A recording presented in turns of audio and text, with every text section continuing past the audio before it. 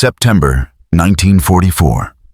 Somewhere along the Siegfried Line, rain drifted across the German frontier in thin gray sheets, settling on trenches that had been carved into the earth months earlier.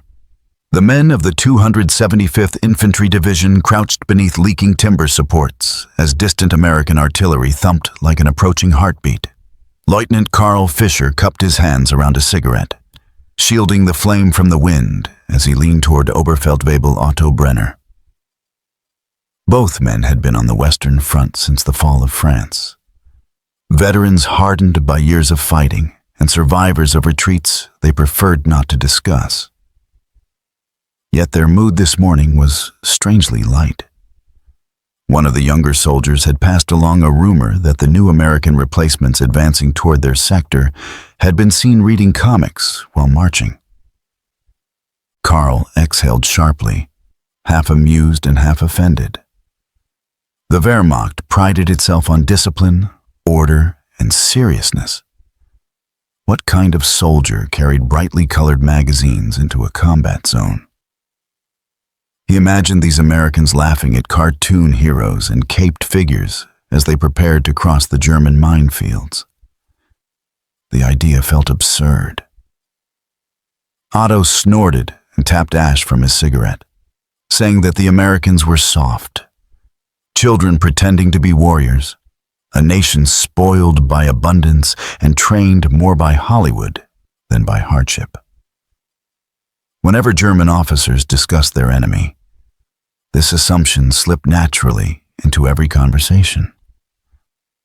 It was comforting, almost reassuring, to believe that the men coming toward them were amateurs who had no idea what a real European war looked like. Far behind the lines, American recruits were indeed reading comics. Private Frank Mallory sat in the back of a rattling troop truck bound for the front, flipping through a worn issue of Captain Marvel. The pages were creased and stained from being passed down through 4 different camps. The truck shuddered over potholes as other soldiers joked about the hero's latest impossible adventure. Frank smiled, but his hands trembled slightly. The Hürtgen Forest lay somewhere ahead, although none of the men fully understood what they were about to face. Comics were not a sign of immaturity for them. They were a small anchor to normal life, a distraction that made the looming uncertainty bearable.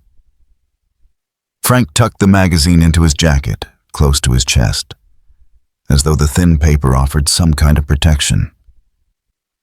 2 days later, Karl stood with his company outside a reinforced bunker as the first American patrols probed the German defenses. He lifted field binoculars and observed small figures moving between the trees. They stayed low and worked with deliberate caution, covering one another with well-practiced coordination. Karl frowned. The Americans approached with more skill than he had expected. Otto dismissed the concern and reminded him that even poor soldiers could mimic good tactics. The real test would come when artillery fell and nerves began to fray. Only then would the differences between trained German discipline and American softness reveal themselves. Back in the American lines, Frank and his squad received their final briefing before advancing.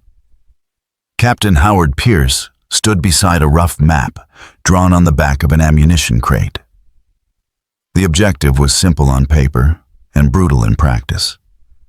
Push forward, clear a line of German defenses, and secure a section of the forest road.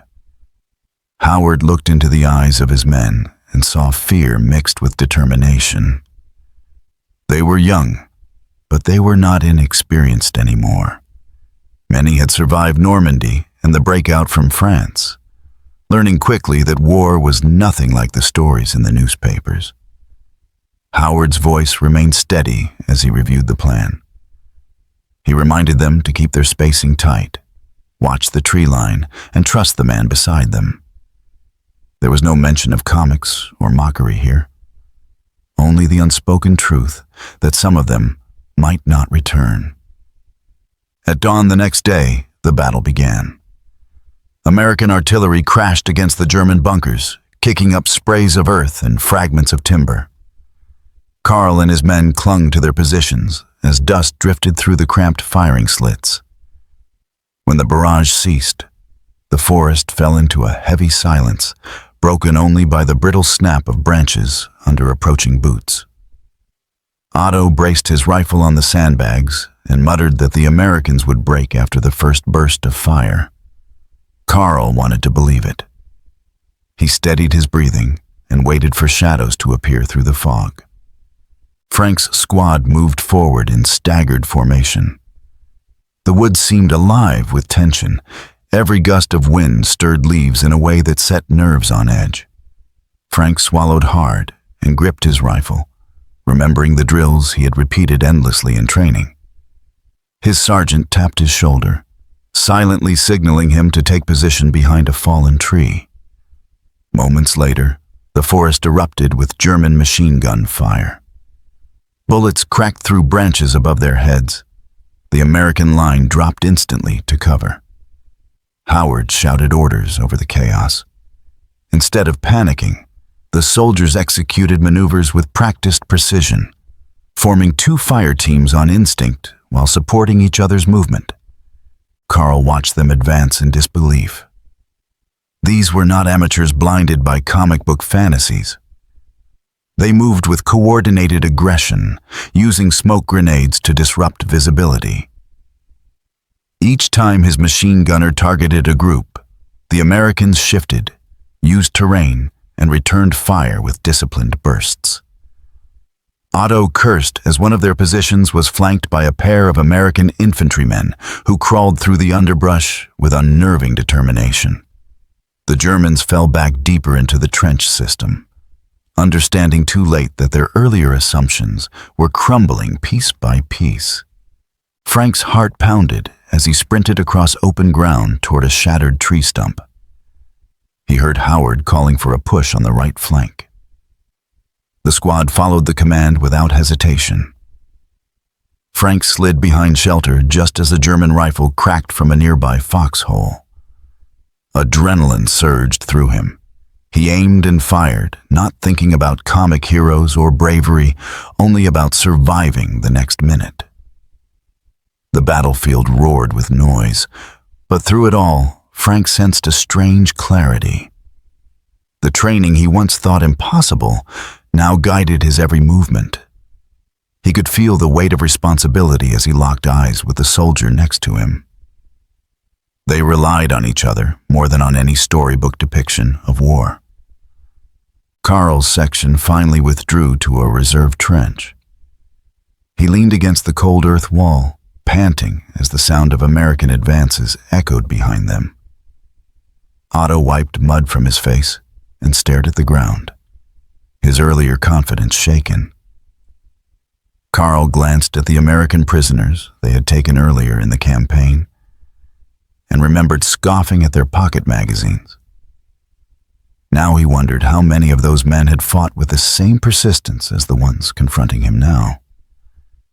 The reality of the situation pressed heavily on him. The Americans were not soft. They were not naive. They were fighters, shaped by an industrial might. Germany could no longer match, and by a spirit that did not disappear under the weight of ridicule. As night settled over the forest, the two armies dug in for the next round. Frank sat with his squad behind a thin line of trees, cleaning his rifle by the dim light of a covered lantern. The comic book remained tucked inside his jacket. He pulled it out briefly, not to read it, but to remind himself of who he had been before the war changed him. The colors looked muted in the darkness. He folded it carefully and placed it back. A personal relic of a world that felt distant but not forgotten. Karl crouched in his trench, listening to the faint hum of American generators somewhere beyond the tree line. He thought of the magazines that had seemed so childish and wondered how many more misconceptions were still shaping the way Germany viewed its enemies. The day's events replayed in his mind, and he no longer felt amusement. Instead, he felt a quiet apprehension. The enemy he faced had depth he had not understood. Their resolve was real, and their will to fight unquestionable. The Hürtgen Forest loomed around them, dark and unforgiving. Neither side knew how long they would remain locked in its deadly embrace. Yet one truth had already emerged from the smoke and rain. Mockery had been easy from a distance. Up close, the Americans fought with a skill that was impossible to dismiss. The next battles would reveal even more, pressing both armies deeper into a conflict where assumptions shattered as quickly as trees splintered under artillery fire. And as the night grew colder, both Karl and Frank sensed that the war ahead would test them in ways they had never imagined, carrying them toward the brutal confrontations that awaited beyond the forest. October 1944 arrived with a cold that soaked into bone and spirit alike. The Hürtgen Forest loomed before the American army like a dark fortress of ancient pines and tangled undergrowth. Its trees rose in tall, silent ranks, their branches locking out the light and trapping a permanent twilight beneath the canopy. A heavy fog hung in the air each morning, mingling with the smoke of artillery that never truly stopped. For those marching toward it, the Hürtgen felt less like a battlefield and more like a living creature waiting to swallow them whole. Private Frank Mallory trudged along a narrow trail carved into the mud by the boots of exhausted units who had fought here before him. Stories circulated endlessly among the replacements. Some said the forest could hear footsteps, that German artillery observers perched in treetops were able to strike with uncanny accuracy. Others claimed the trees themselves were the danger. Tall firs splintered under incoming shells, sending wooden shards slicing through men as lethally as shrapnel. Frank listened in silence, gripping his rifle tighter with every step. The comic book hidden in his jacket felt like a relic from another lifetime. Here, fantasy offered no comfort. Captain Howard Pierce walked ahead of his men, his face drawn by days without sleep. He had been briefed on the forest's brutal reputation and had seen the casualties firsthand. Stretcher teams carrying men with bandaged eyes or missing limbs passed by with disturbing regularity. Howard knew the American High Command had underestimated the terrain and the well-prepared German defenses. Yet he also knew that retreat was impossible. Orders were clear. Clear the forest. Push forward. Break through the Siegfried Line, no matter how many men it consumed. On the German side, Lieutenant Karl Fischer stood inside a camouflaged shelter overlooking a maze of trenches carved between thick stands of fir trees. His division had spent weeks preparing their positions. They strung tripwires across narrow paths, concealed anti-personnel mines beneath carefully placed leaves, and mapped every approach route. Karl respected the forest. Unlike the desert or the open plains of France, the Hürtgen rewarded patience and punished recklessness. He believed an army unfamiliar with its dangers would be torn apart before reaching the first German bunker. He did not expect the Americans to endure long once they stepped inside. Frank's squad advanced slowly, each man scanning the shadows between the trees. Sunlight barely reached the forest floor, and the few patches that did shine through only made the surrounding darkness appear deeper. The air smelled of rot, moisture, and cordite. Frank felt the tension spreading through the squad. Even the veteran sergeant beside him, a man who joked during artillery barrages in Normandy, remained silent. Every sound carried strangely. The creak of leather straps, the clink of canteens, and the distant rumble of artillery blended into a constant whispering hum. The first contact came without warning. A single rifle shot cracked through the trees, followed by the furious rattle of a German MG-42. Bullets sliced through branches, sending bark and leaves exploding into the air. Frank dove behind a mound of wet earth.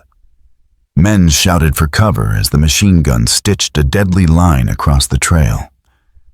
Howard yelled orders, directing the squad to spread out. Visibility was so poor that the enemy position was nothing more than a faint muzzle flash behind a curtain of evergreens.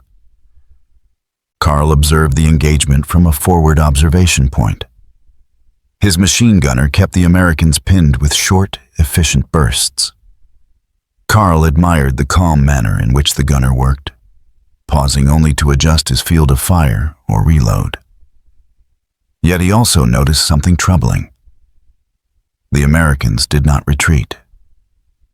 They moved in teams, shifting positions, using hand signals to communicate.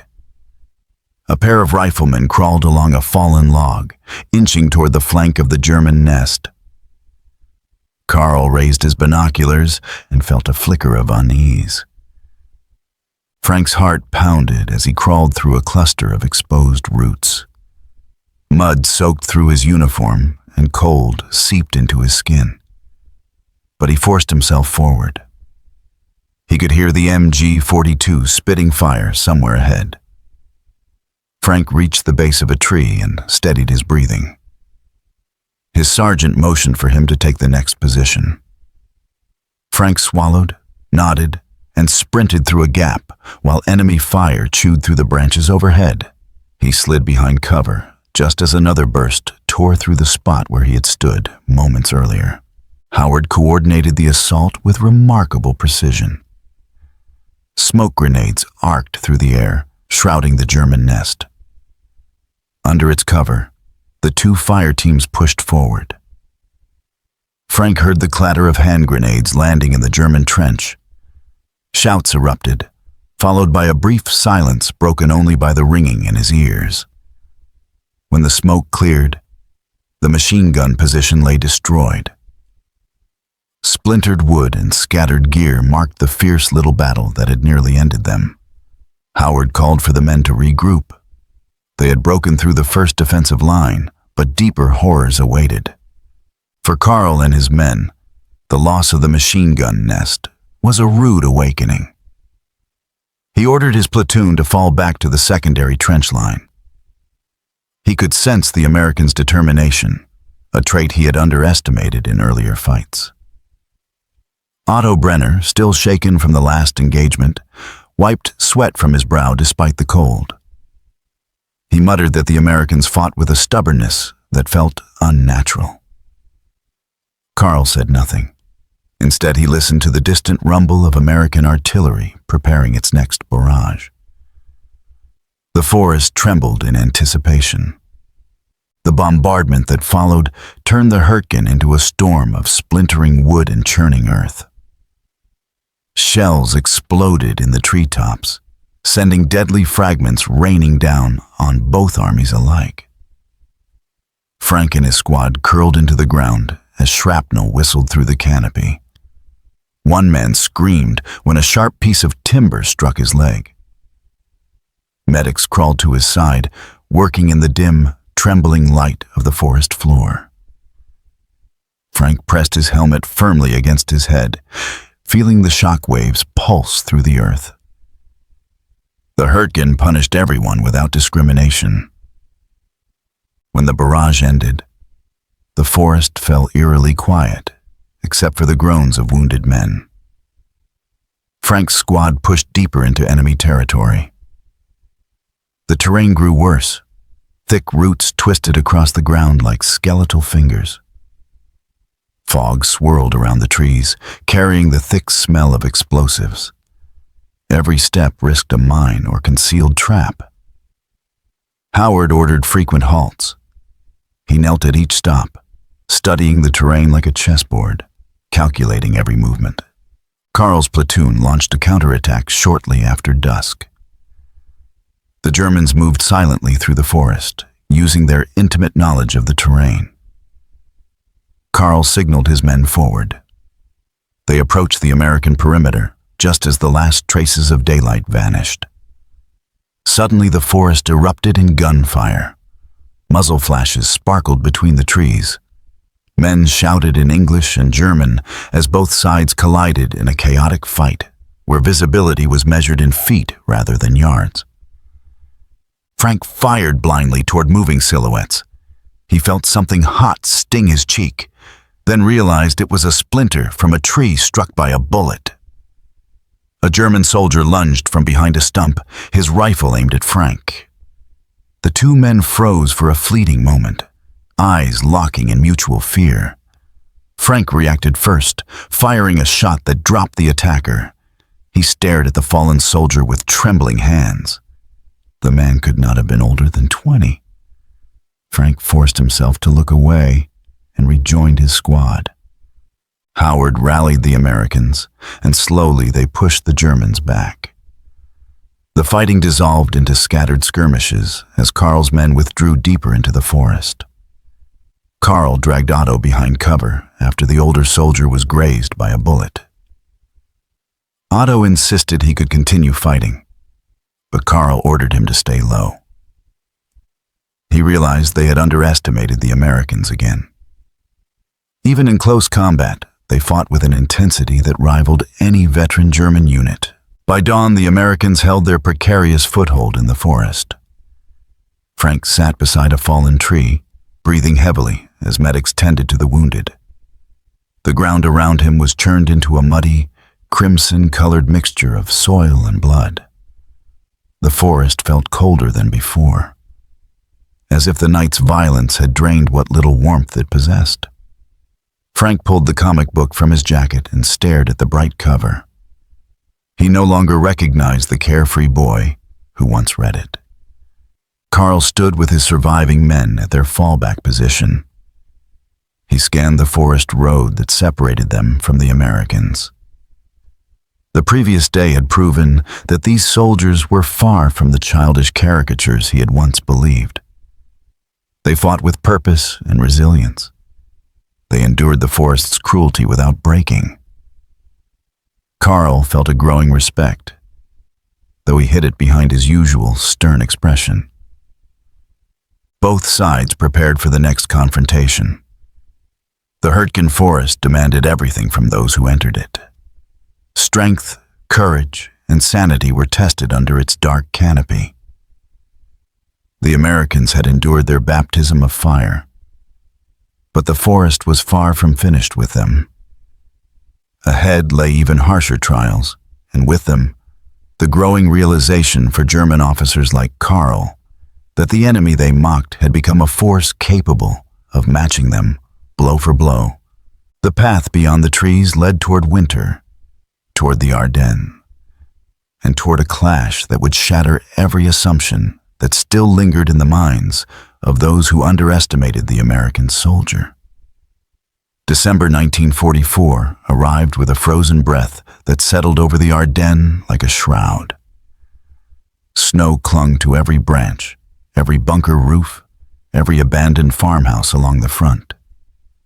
The forest, so different from the suffocating darkness of the Hürtgen, appeared almost serene beneath the winter sky. Yet beneath that deceptive calm, both armies prepared for what would become one of the most desperate and violent campaigns of the war. Private Frank Mallory stood near a cluster of pine trees, stamping his feet to keep warm. His breath rose in thick white clouds. The cold gnawed through every layer of his uniform. He watched the horizon where the sun struggled to break through a veil of gray. His squad had been rotated away from the Hürtgen, but the respite proved short-lived. Rumors spread that the Germans were planning something. Officers grew tense. Patrols doubled.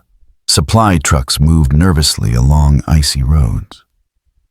Frank felt an unease settling across their position. After the misery of the Hürtgen Forest, he feared what fresh storm awaited them. Captain Howard Pierce walked the perimeter with quiet purpose. He inspected foxholes, checked on machine gun crews, and spoke briefly with each squad leader. He kept his concerns to himself, but the signs were impossible to ignore. The Germans had gone strangely silent. No probing attacks, no artillery harassment, no movement except for the faint sound of engines deep within the woods. Howard suspected a buildup. The Ardennes front was thinly held and considered unlikely to face a major offensive. But war had a way of proving assumptions wrong.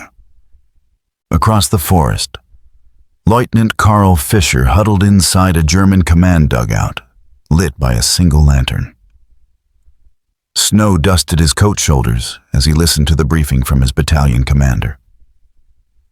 Operation Herbstnebel, soon to become known to the Allies as the Battle of the Bulge, was underway.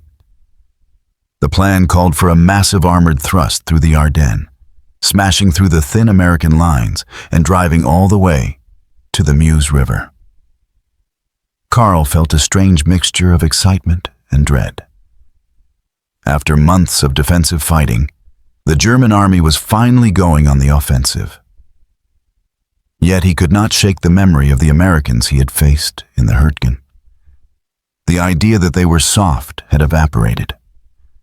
They fought with a tenacity he had underestimated, and he wondered how they would react when the attack began.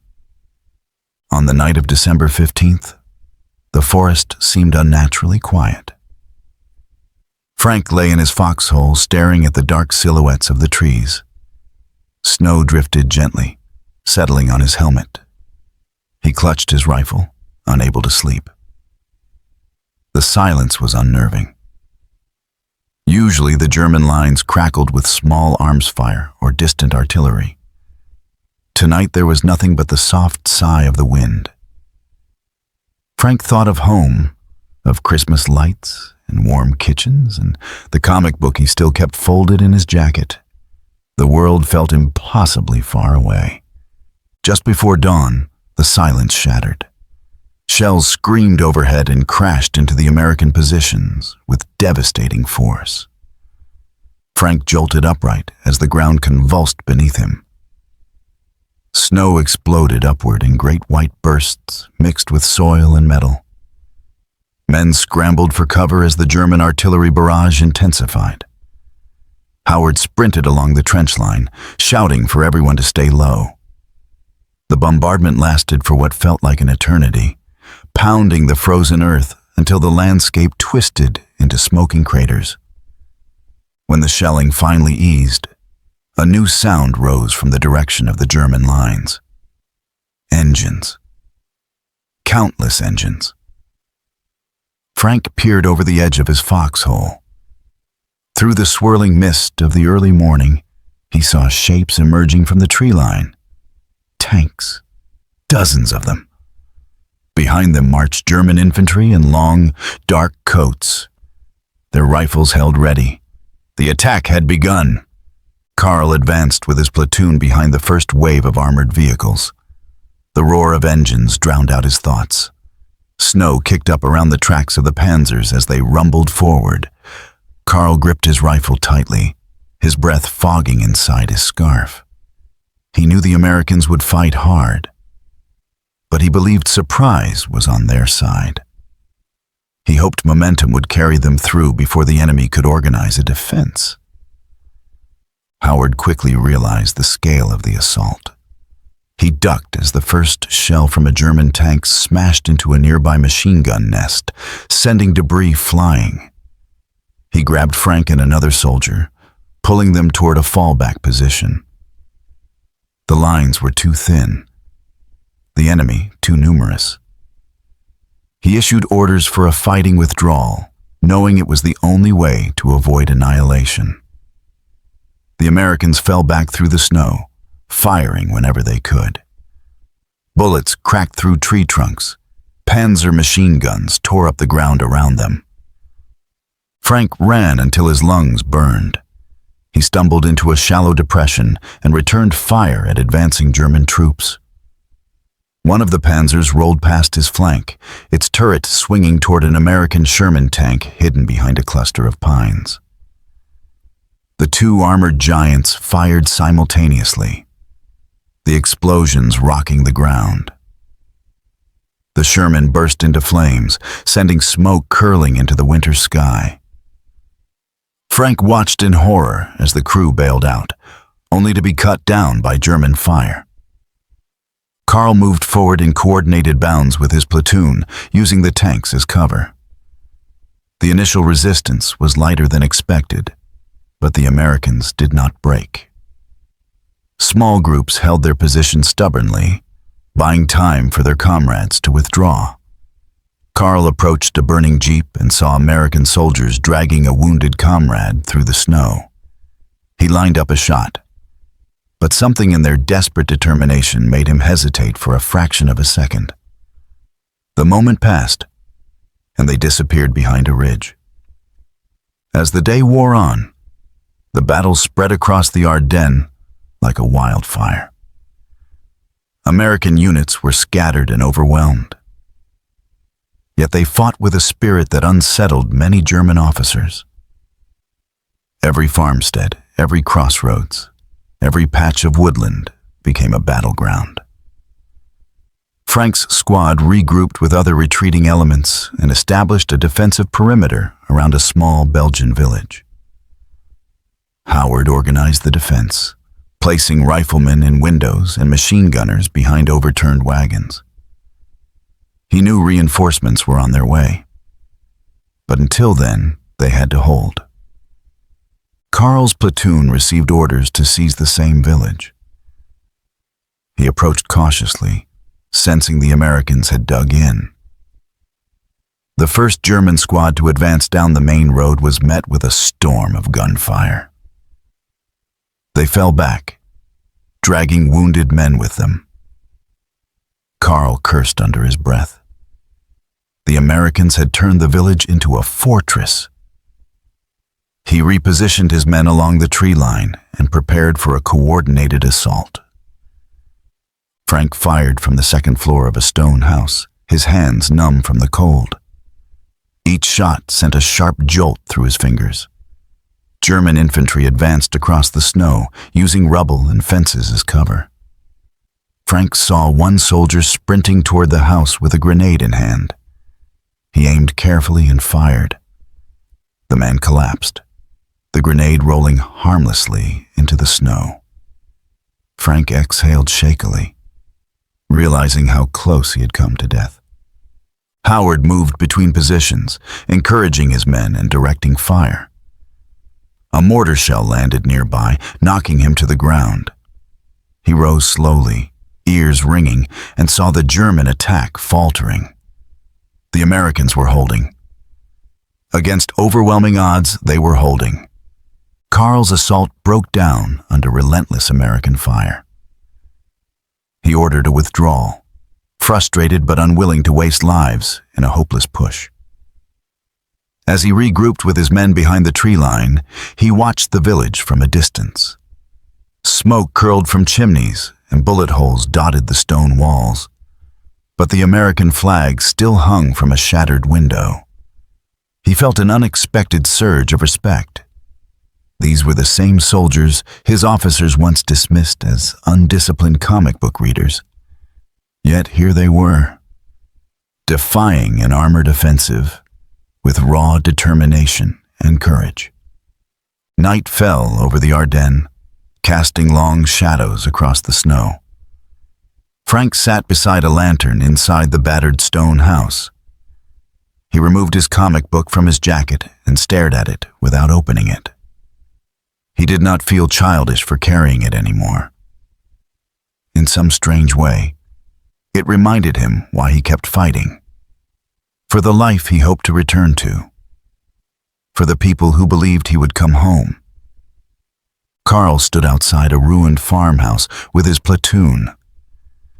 He gazed at the darkened village and felt the weight of the day settle heavily on his shoulders. He no longer mocked the Americans. The arrogance that had once filled German briefings had dissolved under the brutal light of reality. These soldiers fought with a ferocity that could not be explained by propaganda or dismissed with insults. They were a force Germany had underestimated at its own peril. The Ardennes Offensive raged on, pushing both armies to the breaking point. The next days would test every belief, every assumption, and every last reserve of strength. As snow continued to fall, Frank and Karl prepared for the coming clashes that would define the fate of the front. Underestimation had vanished. In its place grew a deep, unsettling fear on the German side, and a hardened resolve among the Americans. The battle for the Ardennes was far from over. January 1945 crept into the Ardennes with a deep cold that settled into every crevice of the ruined forests and shattered villages. Snow blanketed the ground in uneven drifts, stained in places by the violence of the previous weeks. The Battle of the Bulge had raged with a ferocity neither side had anticipated. What had begun as a German gamble was now collapsing beneath the weight of American resistance. Yet even as the tide turned, the fighting remained desperate. Both armies were exhausted, frostbitten, and hollowed by the relentless pace of winter war. Private Frank Mallory moved with his squad across a narrow ridge overlooking a frozen creek. The wind cut through his coat, stinging his face and drawing tears that froze on his skin. He tightened his grip on his rifle. Each breath felt heavy, clouding the air around him. The past weeks had carved lines into his young face, aging him beyond his years. He had lost friends in the retreat, watched others fall during the counterattack, and endured nights in foxholes where cold seemed poised to kill as efficiently as any enemy. Captain Howard Pierce trudged beside the men, his boots crunching through the crusted snow. He scanned the tree line ahead, searching for signs of movement. The Americans had regained initiative and were pushing the Germans back toward their original positions. But enemy pockets still fought fiercely. Howard understood the cost of underestimating opponents. He had seen how the Germans leveraged terrain and experience. He had watched their discipline hold under pressure. Yet he also knew the Americans had earned something valuable in these bitter months: respect. The kind won only through shared suffering. On the German side, Lieutenant Karl Fischer stood with what remained of his platoon inside a battered farmhouse overlooking a crossroads. The windows were blasted out, the roof damaged by shrapnel, but the stone walls held firm. Karl wrapped a scarf around his neck, though it did little to warm him. His men were weary shadows of themselves. Supplies were gone. Ammunition was scarce. Hunger gnawed at them day and night. Yet they remained in position, ordered to delay the American advance for as long as possible. Karl had changed since the start of the war. The young officer who once mocked American soldiers had been replaced by a man who understood the truth. He had faced the Americans in close combat, watched their determination in the Hürtgen, and witnessed their courage in the Ardennes. He no longer saw comic books or childish distractions. He saw soldiers who had learned to fight with a spirit Germany could not crush. The stereotype that once brought laughter now felt childish in his own mind. The farmhouse crossroads had strategic value. It guarded a supply route needed for the German withdrawal. If the Americans captured it, Karl's battalion would lose their chance to reorganize and pull back. He pressed his gloved hands together, feeling the weight of responsibility as he prepared his men for what he knew would be a brutal stand. By mid-morning, Frank's squad reached the outskirts of the crossroads. They moved carefully along the tree line, aware that the Germans were entrenched ahead. The snow muffled their steps, but also concealed dangers beneath the surface. Shell holes, frozen bodies, and discarded weapons created a grim mosaic of recent battles. Frank felt a knot tighten in his stomach. He had learned to trust his instincts. Something about the stillness around the farmhouse felt wrong. Howard studied the structure through his binoculars. Smoke curled from a broken chimney. Snow on the roof had melted in one corner. The Germans were inside, probably up to platoon strength. He gathered his squad leaders around a hastily drawn map etched into the snow. They would advance from two angles, using the slope for cover. Mortars would soften the position before the infantry pushed forward. Howard paused after outlining the plan. He looked at his men and saw fatigue etched onto their faces, but also resolve. They would not falter. As the Americans took their positions, Carl stood inside the farmhouse, his rifle resting against his shoulder. He listened to the distant sounds of movement carried on the wind. His men checked their weapons and peered through the gaps in the stone walls. Otto Brenner, wrapped in a torn wool blanket, adjusted the sights on a machine gun propped against an overturned table. He glanced at Carl and gave a small nod. No words were needed. They all understood the gravity of the moment. The first American mortar landed in the snow a short distance from the farmhouse. The explosion shook loose powdered snow from the roof beams. Another shell followed, then another. Carl braced himself as the farmhouse trembled. Plaster rained from the ceiling. The men ducked and shielded their heads. When the barrage lifted, the air inside the building hung thick with dust. Howard shouted for the advance. Frank surged forward with his squad, moving from one patch of frozen cover to the next. Bullets snapped past him as the Germans fired from the windows and gaps in the walls. Frank dove behind a half-buried sled, breath steaming in the air. He heard Howard calling out orders, and the rattle of American rifles responding with disciplined bursts. Carl fired through a shattered window, then pulled back as return fire splintered the stone.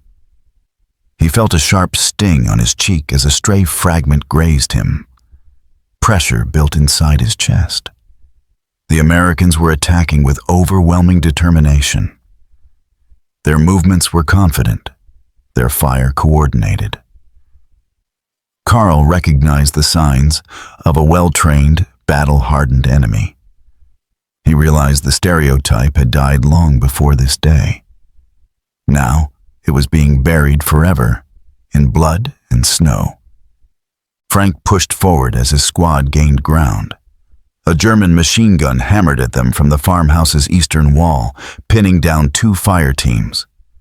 Howard ordered his men to flank the position. Frank crawled along a shallow ditch, snow soaking through his gloves. He felt the rumble of each machine gun burst vibrating through the frozen earth. His heart pounded, but he kept moving. He had learned fear did not disappear in battle. Soldiers simply fought through it.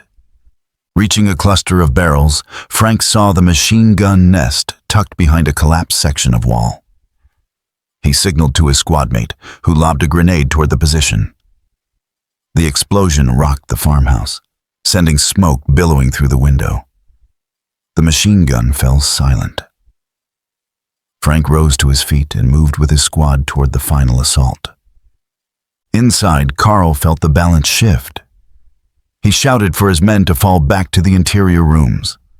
Otto was already wounded, clutching his side. Carl dragged him behind a beam as the Americans breached the lower floor. Gunfire echoed through the narrow hallways. Carl fired down the staircase, forcing the Americans to take cover. But he knew it was only a matter of minutes before they overwhelmed his position. Frank stormed through the doorway with his squad, weapons raised. He exchanged fire with a pair of German soldiers at the far end of a corridor. The walls reverberated with shouts in English and German. Frank pressed against a stone pillar as another burst whizzed past him. Howard advanced with a second squad, coordinating the sweep of the farmhouse room by room. At the top of the staircase, Carl steadied his rifle. He saw silhouettes moving ahead. He aimed, but hesitated. These were not the enemies he once mocked. These were men who had fought him with unyielding resolve. Men who had matched the German army blow for blow. For the first time since the war began, Karl felt a profound recognition that went beyond military respect. These Americans had earned their reputation in the harshest classroom imaginable. Frank reached the bottom of the stairs. He raised his weapon just as Karl stepped into view. The two men froze. For an instant, the world narrowed to the small space between them.